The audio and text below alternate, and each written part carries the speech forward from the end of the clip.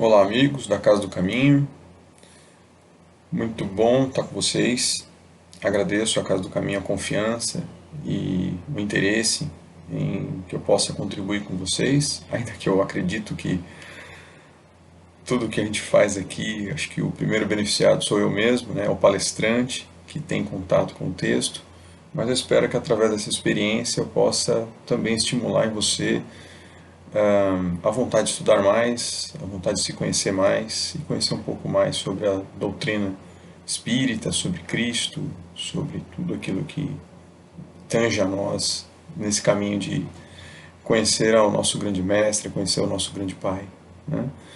Então, meu agradecimento imenso por essa oportunidade gostosa de estar com vocês todos. Um recado, né? Aqui na tela vocês vão ver que tem um QR Code, né? Que você pode com o seu celular fazer doações à Casa do Caminho. Então fiquem à vontade, caso tenha a possibilidade dessas doações. E a Casa do Caminho me oferece então a oportunidade de falar sobre perdão em família. É o tema da nossa palestra, que pelos próximos 40, 50 minutos nós vamos conversar sobre esse tema. Um tema que chama a atenção por conta da situação em que vivemos. Acho que muito mais agora, né, o perdão sendo exercido, né, sendo exercitado, né, ou sendo estimulado, né, a gente pensar sobre ele, a pensar sobre a importância do perdão, né, e em família em particular, porque estamos todos, né, nessa condição em que estamos limitados com a nossa mobilidade em sair de casa, né, fazendo somente aquilo que é realmente fundamental fazer, necessário, trabalhando em casa para quem tem essa possibilidade. E naturalmente que vai aparecer mais oportunidades de exercermos esse perdão, né, que é proposto. A gente vai ver que a espiritualidade já tinha dado esse recado para nós, né, eu vou apenas resgatar algumas coisas, que é bastante importante, né, estarmos atentos para que possamos conviver da melhor forma possível, dentro das possibilidades, dentro das circunstâncias que o nosso Pai Maior nos permite, né, nessa vida. Então, espero que seja um bom momento para nós, que a espiritualidade amiga esteja sempre conosco e que o nosso Pai, enfim, proporcione momentos como esse e outros momentos que sejam tão bons, né, para o nosso crescimento espiritual. Então, vamos dar início à nossa palestra, né, graça do nosso Pai. Eu queria lembrar vocês de um texto, né, para a gente poder começar a falar sobre perdão em família. A gente tem que dar um passinho para trás, né, e entender por que estamos falando de perdão. Falar de perdão, né, na verdade, é importante saber a causa, né, para a gente poder exercitá-lo. Por que é necessário, então, o perdão? Né? Por que nós temos que, digamos que, exercitá-lo, digamos que, prestar atenção nessa solicitação que é do Mestre, em várias oportunidades, né, do Evangelho. Então, um texto que eu gostaria de trazer, que é um texto bastante rico sobre isso, né? Então, primeira coisa é, para o nosso estudo, eu estou aqui com o Evangelho segundo o Espiritismo em mãos, e vou ficar nele, né, ainda que eu poderia usar outros livros de Kardec, mas eu vou ficar com esse livro em mãos, né, e vou me ater aos textos que aqui estão, tá? Natural que, como eu já disse, outro livro dos Espíritos, por exemplo, vai também tratar do tema. Essa aqui é a minha versão, já está há uns 20 anos comigo, mas a versão pouco importa. O que importa é a essência, é o conteúdo que nós temos aqui. Então, para dar início, né, ao nosso estudo, eu estou indo de encontro ao capítulo 23. Né? O capítulo 23 é um capítulo que tem um título curioso. Chama Moral Estranha. E aqui ele já começa, né, com uma fala bastante curiosa, eu não vou aprofundar, mas que vai chamar a atenção, né, do leitor dizendo: quem não odeia seu pai e sua mãe? Né, do que será que está sendo falado? E quando a gente vai ler, vai saber que são falas do Cristo. Né? Mas eu vou me ater a um item, que é a partir do item 9, em que o Cristo vai dizer: não vim trazer a paz, mas a divisão. Nossa, os mais desavisados podem achar bastante estranho que isso venha do Cristo. Vale a pena dizer que o que está aqui no Evangelho segundo o Espiritismo, né, para quem está começando a estudar, para quem está começando a conhecer a doutrina, é importante lembrar que o Evangelho segundo o Espiritismo ele não substitui os textos bíblicos, né? É um livro fundamentado nos textos bíblicos. O texto bíblico que eu tenho aqui, inclusive comigo, né, Bíblia que um grande amigo meu me forneceu, isso aqui é a Bíblia sagrada, né? Inclusive uma brincadeira nossa, a gente sempre diz que só vale se for a sagrada. Essa aqui é uma versão que eu tenho, a versão NVT, uma das mais novas, né? É uma das traduções mais recentes. E naturalmente que esse livro aqui, o Evangelho segundo o Espiritismo, e outras versões com outras capas, né? Ele vai fazer busca de alguns textos aqui. Basicamente, são os textos do Sermão do Monte, que a gente vai encontrar em Mateus, capítulos 5, 6, 7. Né? É uma porção de ensinamentos do Cristo, né? Muito, muito importante. Inclusive, Gandhi, que não era cristão, mas que lembrou a nós a importância desses textos, dizendo que se tudo se perdesse, mas se sobrasse somente essa porção, né? Mais ou menos assim ele fala, nós, como humanidade, estaremos salvos. Né? Porque ali estão os ensinamentos do Cristo e, fundamentalmente, a sua doutrina cristã. Né? Ali está um roteiro de vida feliz. Então, vale muito a pena, né? Recomendo fazer a leitura desse texto numa Bíblia. Né? Aí você pode achar estranho e falar, nossa, Eugênio, mas no Espiritismo a gente lê a Bíblia? Certamente, porque se você for no Livro dos Espíritos, questão 625, a espiritualidade vai indicar que Jesus é o nosso modelo e guia. Né? E essa aqui, né, o Novo Testamento, né, a porção de quando Cristo estava aqui, então os livros de Mateus, livros de Marcos, Lucas e João, é nada mais do que uma biografia do Cristo. Né? A história do qual eles vão contar a saga do Cristo na Terra. Né?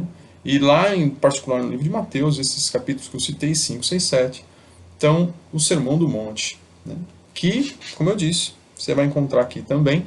A diferença é que aqui é um apanhado, né? Não somente o texto bíblico, mas há uma explicação da espiritualidade. Né? A espiritualidade vai trazer, ela vai ampliar, né? Vai colocar uma lupa, vai entender o que o Cristo queria dizer naquelas passagens, vai trazer um pouco mais de conhecimento.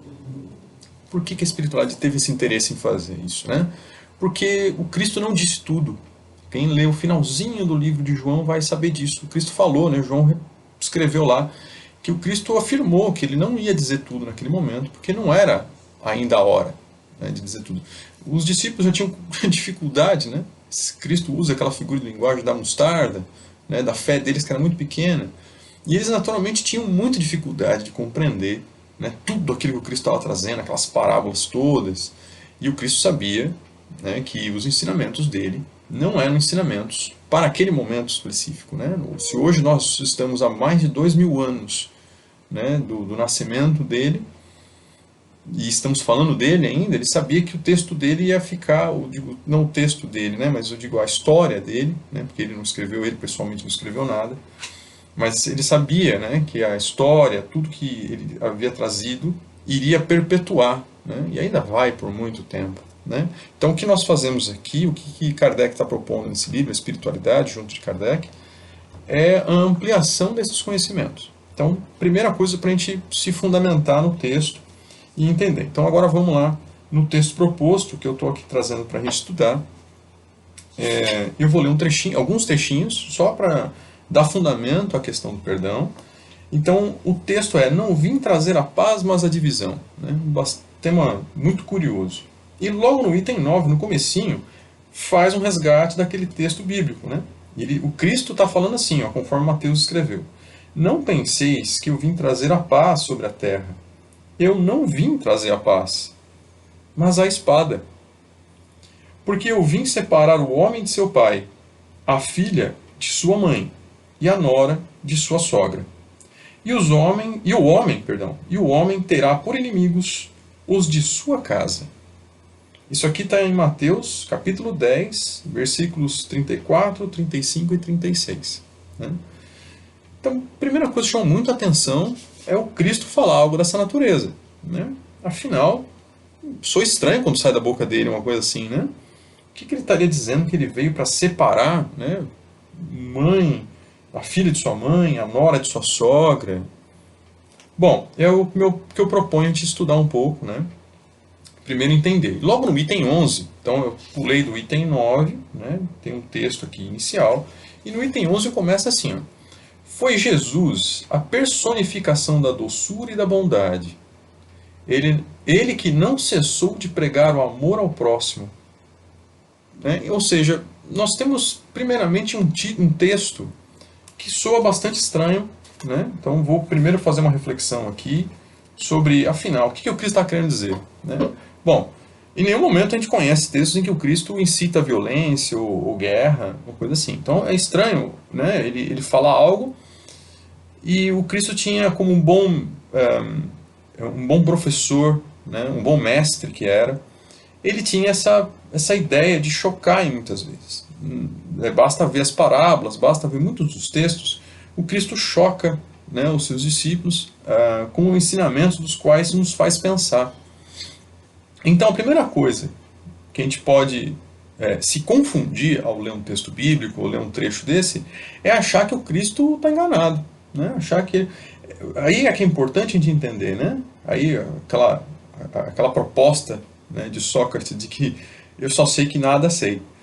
Então, a primeira coisa para poder abordar um texto desse é tentar entender o contexto e tentar entender o que o Cristo queria passar para nós.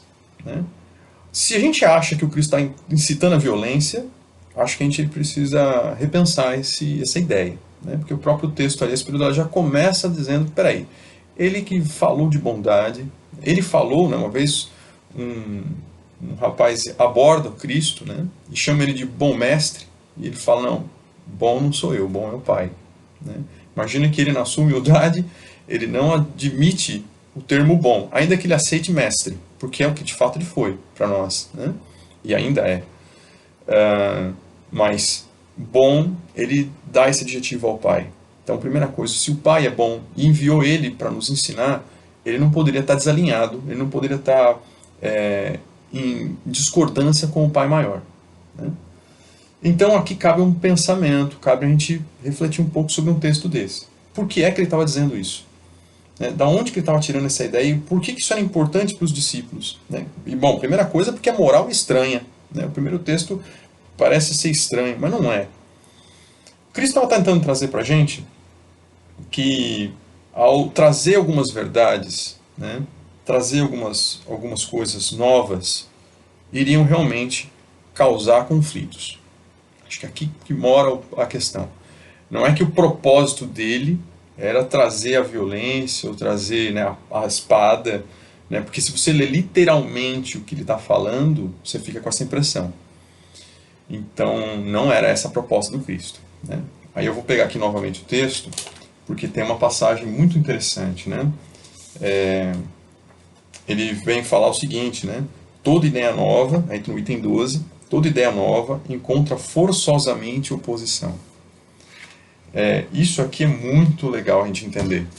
Porque nem sempre novas ideias vão ser bem aceitas. Muito pelo contrário, ele já está dizendo, né? Elas vão encontrar uma oposição, vão encontrar problemas para serem admitidas. Toda ideia nova. O Espiritismo não é diferente. Né? São verdades que se complementam aquelas do Cristo, que já estão disponíveis a nós há mais de 150 anos. E até hoje a gente tem dificuldades, né, em ler, em absorver esses conhecimentos. Eu digo assim em termos de sociedade, né, em termos de... Uma vez que a gente tem múltiplas vertentes religiosas, múltiplas vertentes de pensamento, muitas vezes é difícil você entender ou aceitar o que o outro pensa diferente, né, das suas ideias. Né?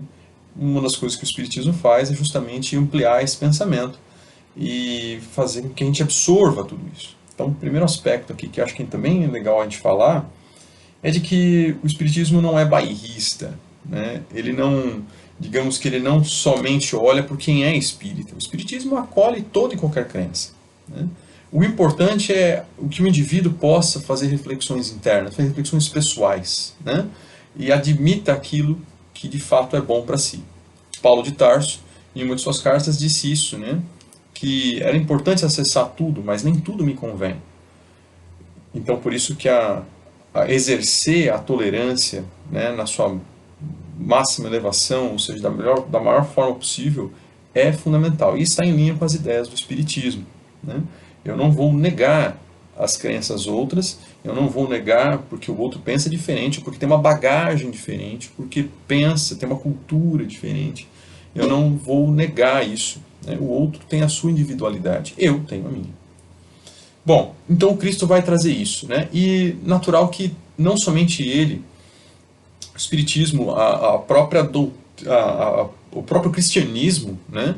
Ele é fundamentado em algumas ideias que Sócrates, né, 300, em torno de 400 anos antes de Cristo, veio trazer. E são ideias muito similares com a que o Cristo trouxe, muito similares com o que o Espiritismo resgata, né? Eu falo resgate, inclusive, porque o Espiritismo não trouxe ideias novas. Ele faz um resgate do cristianismo primitivo, faz um resgate daquela cultura, daquela época, mas indo de encontro à sua essência, indo de encontro a elementos que eram muito importantes, que ao longo do tempo, por vários motivos, né, motivos de interesses pessoais, motivos de interesses políticos, motivos de desconhecimento, de ignorância, né, no sentido de desconhecer, acabaram se perdendo, né? Então, a proposta, né, do cristianismo, que o Espiritismo vai buscar, é de trazer a essência desses conhecimentos. Então, por exemplo, Sócrates, né, ele trouxe ideias muito importantes, como, por exemplo, a do Deus único, como, por exemplo, a da vida após a morte, né, ou seja, da continuidade, né, da individualidade da alma e da reencarnação, que está embutido em tudo isso, né? Então, Sócrates traz uma série de ideias muito importantes para o cristianismo, né? E para um mundo, para justamente um lugar onde se tinham vários deuses. Então imagine o conflito que Sócrates, sendo um sábio que foi, também lembrado até hoje, né? Então se perpetua os seus ensinamentos, não foi fácil para ele, né? Basta também a gente lembrar a forma como ele morreu, né? Também foi uma morte muito trágica, né? E as suas ideias não foram assim acolhidas de primeira instância, né? Mas não vou aprofundar aqui, era só para citar Sócrates como um exemplo, que assim como Cristo traz uma revolução de ideias, traz uma mudança de pensamento, quebra paradigmas, e o Cristo sabia muito bem de que ele ia mexer num grande vespeiro, né? Porque a sociedade daquele momento, né, onde ele se instalou, daquele lugar, tinha conhecimentos e tinha práticas que estavam ali sendo exercidas há muitos anos. E o Cristo vai lá, né, quebrar com essas ideias, demonstrar que as ideias dele eram ligadas ao Pai. Ele vai cumprir as profecias que haviam falado dele, né, e ele vai citar todas elas, vai citando elas.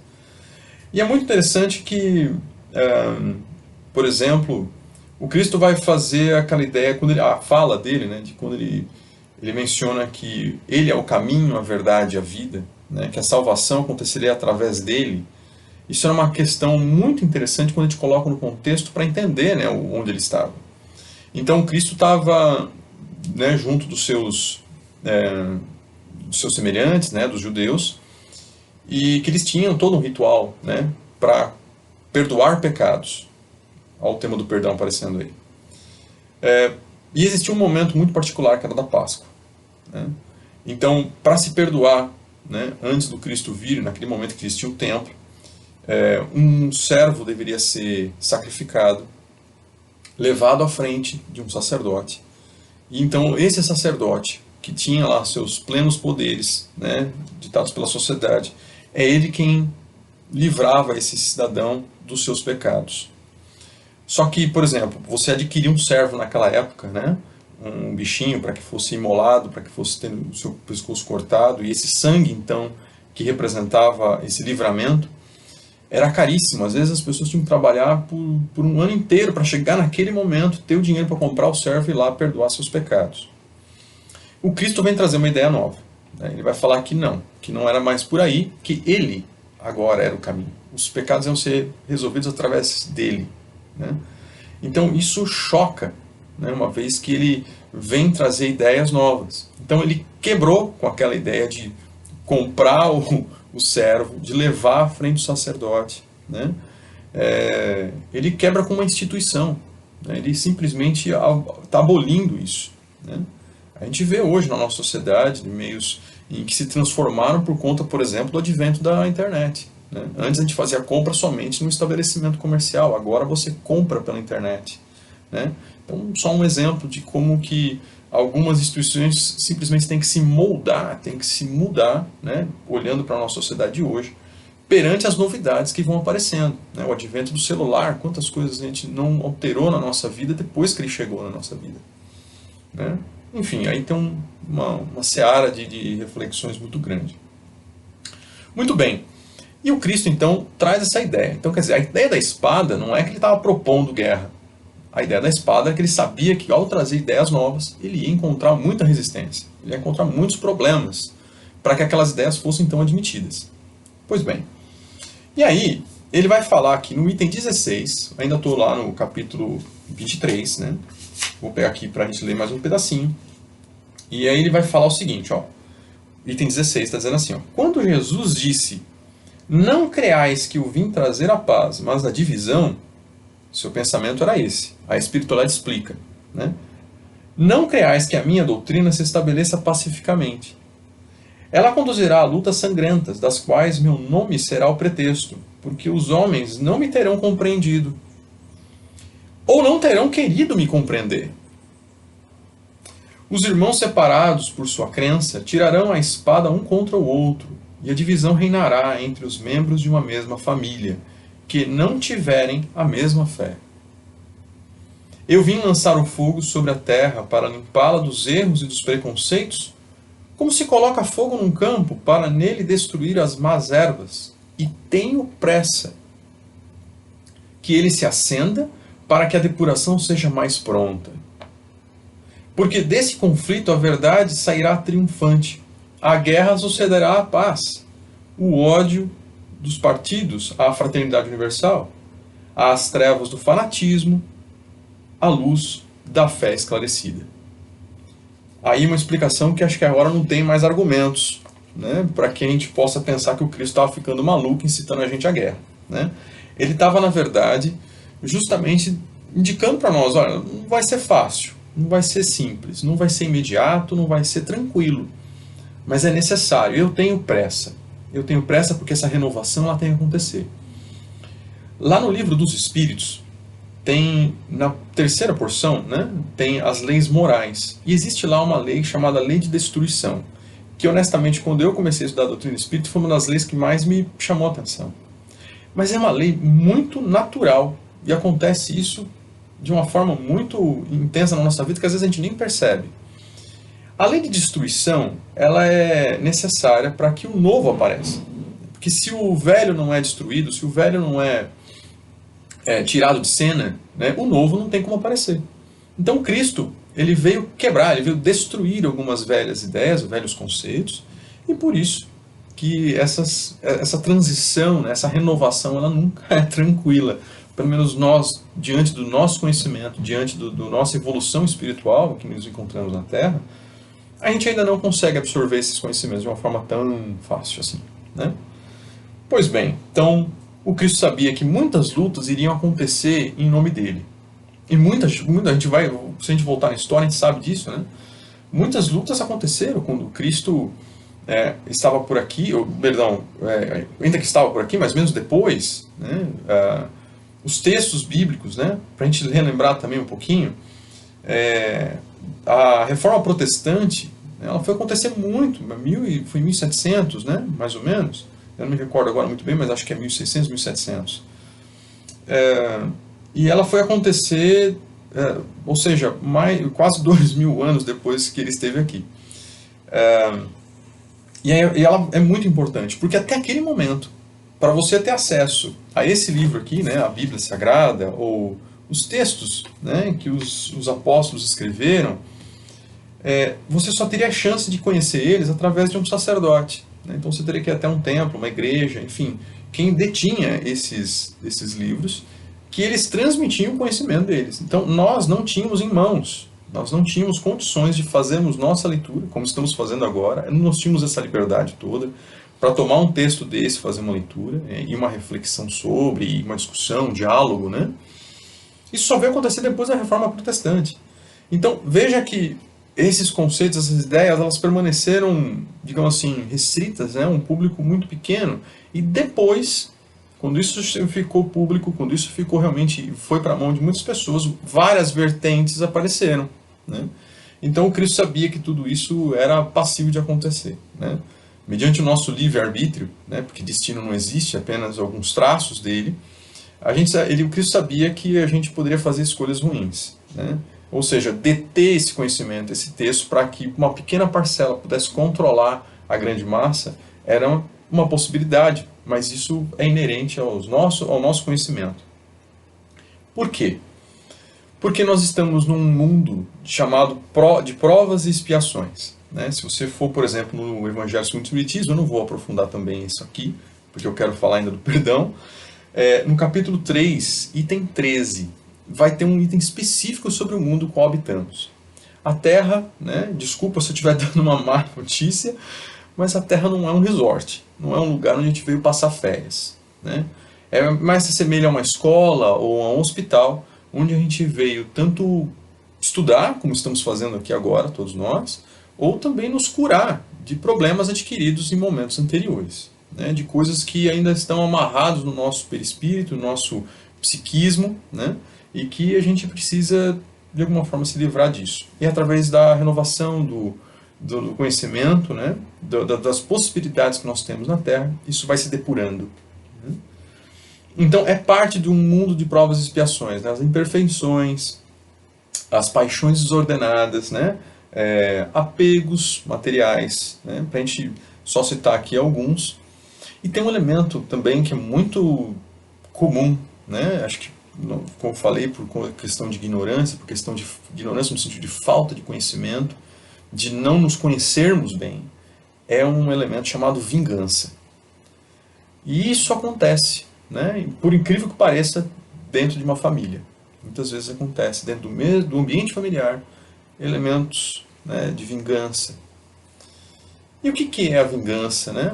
Dias atrás eu assistindo o Mário Sérgio Cortella, ele estava fazendo uma reflexão sobre a justiça, né, o elemento justiça. E ele vai falar uma coisa mais ou menos assim, que justiça feita com as próprias mãos não é justiça, é vingança, né? E muitas vezes a gente tem esse desejo, essa ânsia, né, essa necessidade de querer agir através de nós mesmos, perante circunstâncias em que não cabe a nós, né, atuarmos diretamente. Isso se dá, e aí resgata um pensamento que a gente falou já, que o Cristo sabia que os discípulos tinham uma fé muito pequena, que ele comparou a um grãozinho de mostarda, né, que é um grãozinho muito pequeno, né, uma sementinha pequenininha. E por isso que a gente, por não confiar nos desígnios divinos, né, por justamente não entender muito desses movimentos do nosso Pai Maior, que vai permitir que muitas situações delicadas, muitas situações de conflito vão acontecer na Terra, a gente não acredita que a justiça possa acontecer. Mais ainda, uma vez que nós temos um pensamento muito restrito à vida que estamos, à encarnação que estamos vivendo, a gente pode achar que a justiça nunca vai chegar. E ela pode chegar numa próxima vida, num outro evento. Porque o Pai não esquece, né? E nós também carregamos todos esses elementos que são necessários para o nosso depuramento conosco mesmo. Um dos elementos é a nossa própria consciência, né? O nosso perispírito, né? Que é esse elemento que nós temos entre, vamos dizer assim, de uma forma bem grosseira, né? Entre o nosso corpo físico e o nosso espírito, onde está lá registrado todos os elementos do qual a gente precisa depurar numa existência, né? Ou em várias, a gente não sabe. Mas está aqui um elemento que é muito triste, mas que acontece muito ainda no mundo de provas e expiações, que é o da vingança, né? E a vingança ela vai representar um elemento retardante do nosso crescimento espiritual, né? Uma vez que a gente se deixa levar por esse sentimento de querer barrar, né? De querer, perdão, não barrar, mas querer atuar com as próprias mãos, de querer realmente dar o troco, né? E não é assim que o Cristo nos trouxe de conhecimento, né? Ele vai falar várias outras coisas para que a gente não faça isso. E tinha uma razão, porque ele não queria que a gente retardasse o nosso crescimento espiritual, a nossa evolução, né? Então, para ir de encontro finalmente ao nosso tema, né, o perdão a gente vai ver que ele está presente em muito. Quando a gente pega a Bíblia, tem vários eventos em que Cristo vai chamar a atenção do perdão. E às vezes de uma forma tão sutil que a gente não percebe. O primeiro deles que eu chamo para o nosso pensamento é aquele evento que, nossa, é muito citado em palestras como essa, que é o evento da mulher adúltera, né? Esse evento, que está em João capítulo 8, esse é um evento que é riquíssimo de conhecimento. Acho que toda vez que pelo menos eu abordo o tema, o texto, né, eu sempre consigo extrair mais alguma coisa. Então, né, lembrando, os fariseus, né, que eram aqueles homens que iam contra o pensamento do Cristo, que estavam incomodados com a presença do Cristo, vão testar o Cristo colocando uma mulher dita pega em adultério na frente dele, né? E aí todos eles estão com uma pedra, né, prontos para apedrejar ela, e justamente faz a pergunta para ele, porque era uma punição, né, por o adultério, de tempos muito anteriores ao do Cristo. Então, como ele se dizia, né, o Cristo dizia que ele não ia contra as Escrituras, mas para fazê-las cumprir, esses homens foram lá com a intenção de testar ele, né? E aí coloca essa mulher na frente dele e fala, e aí, mestre, né, essa mulher foi pega em adultério, né? O que o senhor me diz? E o Cristo vai chamar, ele vai pegar de uma forma muito didática, muito simples, com muita brandura, ele vai fazer com que todos eles façam uma reflexão interna. Que atire a primeira pedra aquele que não tem pecados. Todos temos pecados, né? E aí os mais velhos começam a soltar as pedras, né? E os mais novos começam a observar o que está acontecendo, e os homens começam a se desfazer, né, daquela intenção de prejudicá-la, né, de julgá-la. E aí o Cristo promove o quê? Que de uma forma, mesmo que eles não tenham pensado sobre, eles estão perdoando essa mulher, né? Eles estão deixando de lado porque eles também têm pecados, de repente até da mesma natureza do qual ali estava sendo proposto, né, sendo discutido. E o Cristo, com aquela benevolência toda, fala para que ela faça o quê? Né, que ele não vai julgá-la, mas que ela não volte, né, a cometer o mesmo evento, né, o mesmo problema. Então Cristo, de uma forma velada, mas de uma forma muito bonita, incita a nós a uma reflexão, né, olharmos para dentro de nós primeiro e lembrar que nós não estamos isentos de qualquer pecado, né? Nós somos sim seres em crescimento, em evolução, né, em busca de conhecimento de nós mesmos, e que estamos depurando um espírito que vai levar tempo ainda, vai muito tempo. Já vem de algum tempo, né? E ele vem nos indicar isso, de que não é através do julgamento que nós vamos fazer. E olha que ele tinha total envergadura para fazer esse julgamento. Afinal, é um espírito já purificado, mas ele não veio para isso, né? Ele não veio com essa intenção. Então, primeiro aqui, que eu trago como pensamento, né, sobre perdão, Cristo vai exercê-lo da forma mais ampla possível, né? E incitando as pessoas a não fazer julgamentos, porque nós não somos aptos a esse julgamento, nós não estamos na condição de julgar ninguém, né? Então a condição aqui é de perdão. Ele vai falar para Pedro, né? Pedro pergunta a ele, mas mestre, quantas vezes eu tenho que perdoar o próximo, né? Quantas vezes mesmo, mestre? É 7 vezes? E ele vai, de uma forma novamente muito curiosa, né, fala, não, Pedro, é 70 vezes 7 vezes. Então significa, são muitas vezes. A gente vai perdoar muitas vezes. A proposta do Cristo não é uma proposta que pode ser interpretada também, né, como sendo uma coisa do qual também vai ser de forma deliberada, né? É muito importante a gente entender que o perdão, ele sendo exercido, sendo justamente elaborado e laborado, ou seja, trabalhado conosco, os grandes beneficiados seremos nós mesmos, né? O Cristo não estava dando essa receita, como muitas pessoas podem achar que isso parece um caso de inocência, em que a gente vai simplesmente perdoar e não vamos pensar sobre. A gente tem que pensar que quando ele fala sobre isso é para que a gente possa também entender a situação e não nos colocarmos de novo nela, né? Porque aí seria uma inocência nossa ficar perdoando de forma, né, sistemática e não cessar mais. Ele quer dizer que a gente tem que, sim, perdoar muitas vezes, mas também temos que pensar sobre. Principalmente quando estamos na condição de pedir perdão, quando a falha vem de nós, né? É pensar sobre por que eu preciso pedir perdão tantas vezes, né? Porque o outro tem que se colocar na condição de perdoar muitas vezes. Mas por que eu preciso pedir tantas vezes perdão? O que está acontecendo comigo que eu não consigo estabelecer um vínculo com o próximo de tal forma que ele seja saudável, né? É fato que muitas vezes eu vou ter que pedir perdão, mas eu preciso sim fazer um pensamento, vou ter que trabalhar internamente isso para que eu possa diminuir isso, né? Porque a vida vai me colocando em circunstâncias tais e que pode ser cada vez a aprovação pode ser maior, né? E isso de talvez pedir perdão, pode ser que eu tenha uma situação em que de fato eu vou me chocar com alguém ou com alguma coisa que vá me fazer esse pensamento, se eu não já estiver fazendo, né? Ou estiver fazendo de forma inapropriada. As circunstâncias da vida vão se ajustar para que isso aconteça. A gente tem que confiar muito no Pai.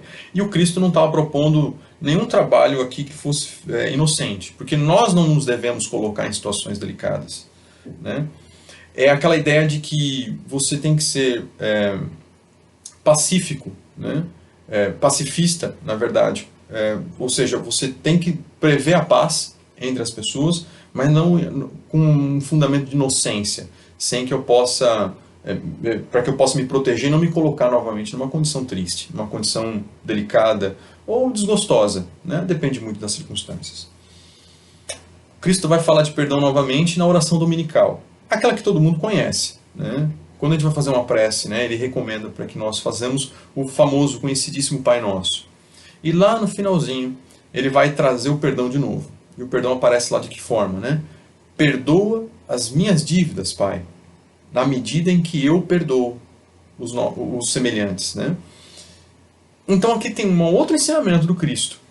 Que o perdão que eu estou pedindo na oração dominical é na medida em que eu perdoo.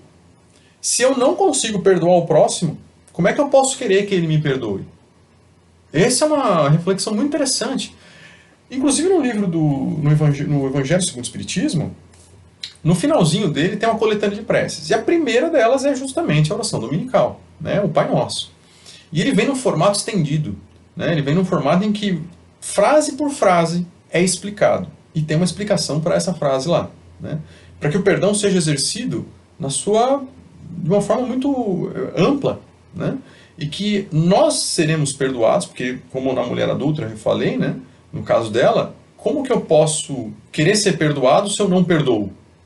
Né? Então, tem que partir de mim, né? Eu estender a mão para que eu possa também, no momento que eu precisar, ter o meu perdão sendo exercido. E aí, o Cristo, no Sermão do Monte, né, tem duas falas do Cristo que são muito interessantes, em que ele vai falar do perdão aos nossos inimigos. Porque ele vai falar também que perdoar os amigos é muito fácil, né? Só que qual o mérito que isso vai ter? O perdão ele tem que ser exercido também com os nossos inimigos, né? E quem são os inimigos? De quem que o Cristo está falando? Os adversários. Quando você vai pegar a raiz da palavra, né, são aquelas pessoas que pensam diferente de nós. Aquelas pessoas que tomaram, por algum motivo, um rumo diferente, né? E eu vou usar aqui uma forma, né, jocosa, engraçada apenas. É aquela questão de que quando você tem um amigo que torce para o Bahia e uma pessoa que torce para o Vitória, né? Eu sou de São Paulo, lá eu diria assim, a pessoa que torce para o Corinthians e o outro que torce para o Palmeiras. Então são pessoas que tomaram por algum motivo a decisão, né, de seguir um caminho. E está tudo bem, gente, não tem problema nenhum. Né? Isso pode ser levado para o âmbito da política, isso pode ser levado para o âmbito das religiões, né? De qualquer outro assunto, né? Em que a gente tem que respeitar o outro, as escolhas que ele fez, que é bastante difícil. Então, respeitar o próximo, né? Ou seja, perdoá-lo e entender que ele faz ou toma certas atitudes por questões pessoais próprias. E cabe a Deus o julgamento, caso aquilo esteja sendo bom ou ruim. Isso não nos interessa. Interessa a relação dele com o Pai, né? Assim como a nós, com relação ao nosso Pai maior. E também no mesmo trecho, né, em Mateus capítulo 5, o Cristo vai falar sobre a ideia de a gente se reconciliar com o nosso próximo enquanto estamos no caminho com ele. Aqui tem um pensamento um pouco mais amplo, que é a ideia de que se o Cristo, ao chamar a atenção para os mandamentos, ele vai falar dos mandamentos que são aqueles dois que o amor aparece de forma bastante intensa. É amar a Deus acima de todas as coisas e amar o próximo como a ti mesmo. Né? Como a gente ama a nós, a gente vai amar o próximo também. No mesmo sentido que eu falei da questão do perdão. Se eu perdoo o outro, eu também serei perdoado nesse mesmo sentido. Pelo menos é assim que a sistemática do Cristo nos é proposta. E quando ele vai falar sobre essa reconciliação, não adianta eu ir ao Pai se eu não estou reconciliado com o meu próximo. Então ele vai falar na linguagem daquela época, no capítulo 5, sobre a oferenda que se leva ao altar, só que não adianta você pedir ao Pai qualquer coisa, né? Ou seja, não adianta eu me ajoelhar perante o Pai, ou eu ir em prece, se eu estou, de alguma forma, com a necessidade de uma reconciliação com o meu próximo, que muitas vezes está dentro do nosso ambiente familiar, está dentro da nossa casa. Ele vai pedir que você faça primeiro a reconciliação, para que depois você vá de frente ao Pai. Por que não é possível você amar o Pai, sendo que nós que somos todos irmãos, nós que somos todos da mesma família espiritual, né? Temos o mesmo Pai. Como é que você pode dizer que você ama Ele se você não está reconciliado com o irmão seu? Né? Uma questão muito... não é fácil. Inclusive, tudo que eu estou falando aqui, óbvio que eu sei que não é fácil, não é simples. Mas que estão densamente descritas e conversadas, né, nesses textos bíblicos.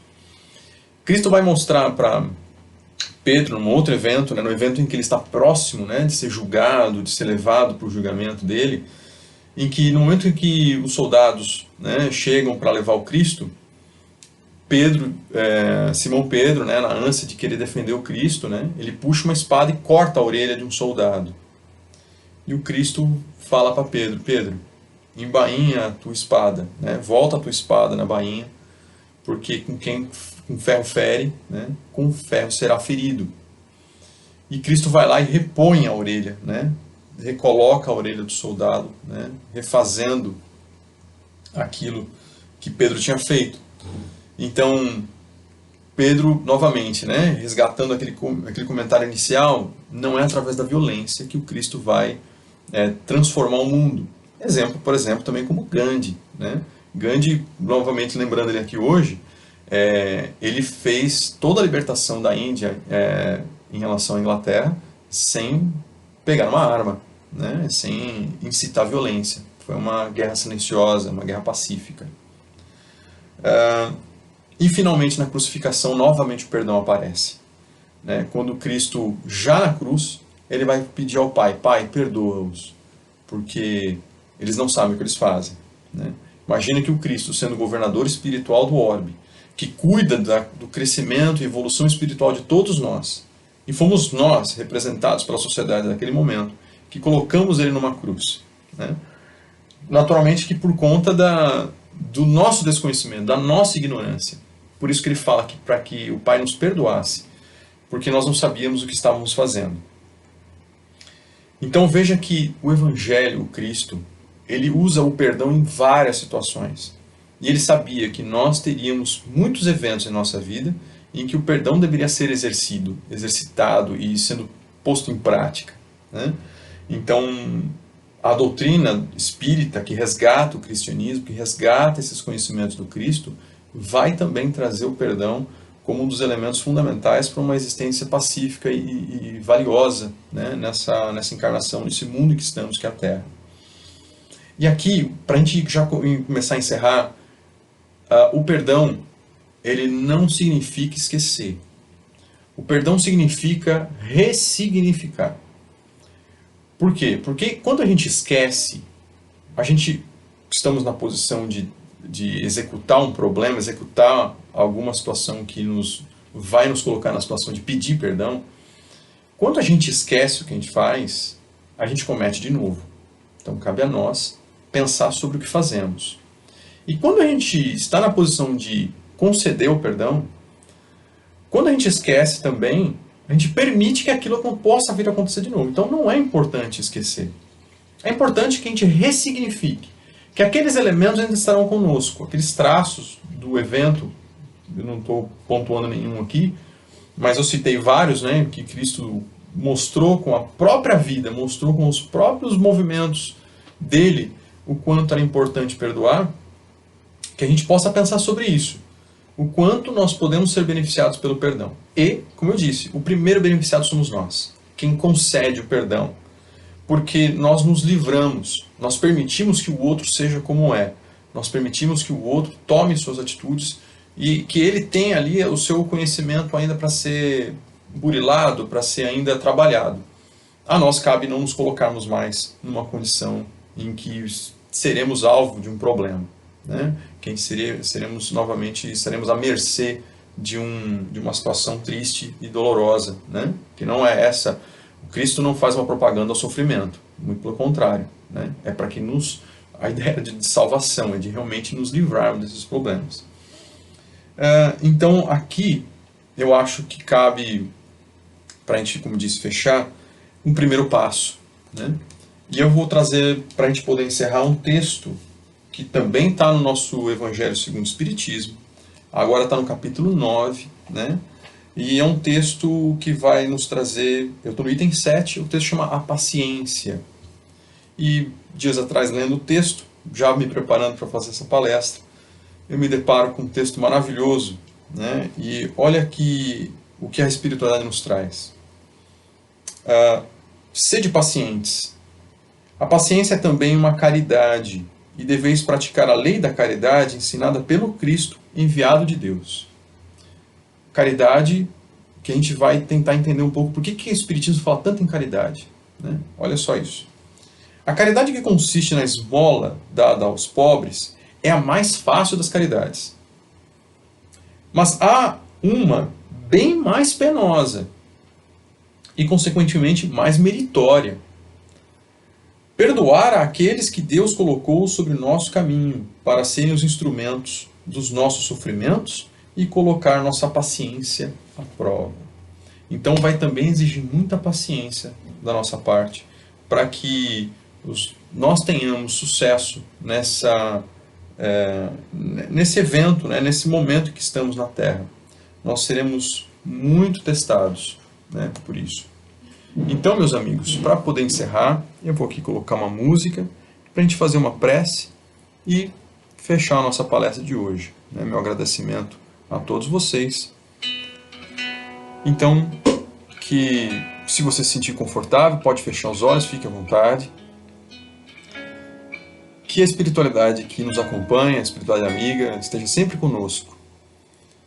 Que você que pode estar passando por uma situação delicada, numa situação de pandemia, seja de saúde, seja financeira, que fortalecemos nossa fé, que a gente possa elevar nosso pensamento ao Pai, sabendo que tudo passa, né?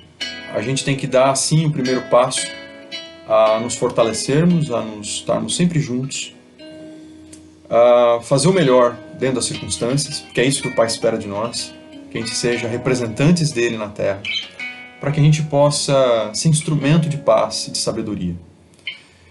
E que estejamos atentos a todos os seus movimentos, que muitas vezes o Pai fala conosco, na verdade sempre o Pai fala conosco, através das circunstâncias da vida.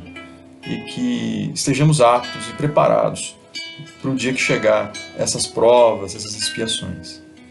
Então, agradecemos ao Pai a oportunidade de aprendermos mais um pouquinho, né, de lermos um texto como esse, de falarmos sobre o perdão na família e que principalmente possamos exercitá-lo. Com a graça do nosso querido Pai, que assim seja. Amigos, muitíssimo obrigado mais uma vez e que possamos fazer outras dessas no futuro, se assim Deus nos permitir. Grande abraço, até a próxima.